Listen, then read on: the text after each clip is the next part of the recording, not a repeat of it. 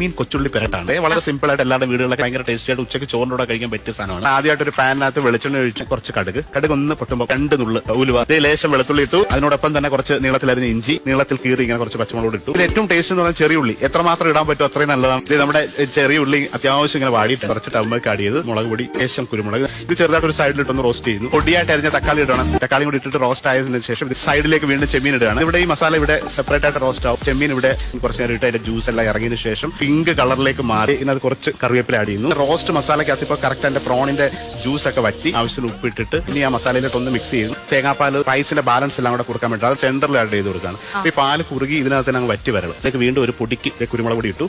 ഒരല്പം വെളിച്ചെണ്ണ പാലിനകത്ത് ഒഴിച്ചു. കുറുകി വന്നിട്ട് ഇതിനെ ഡ്രൈ ആക്കിയാൽ നമ്മുടെ ചെമ്മീൻ റോസ്റ്റ് റെഡിയാണ്. പാലും ചെമ്മീനും മസാലയും കൂടെ പെരണ്ട് വന്നിരിക്കുന്ന ഒരു പരുവത്തിലെത്തി. ഫൈനലിൽ വീണ്ടും ഒരു പിഞ്ച് ഗരം മസാല, ഒരു പിഞ്ച് ബ്ലാക്ക് പെപ്പർ.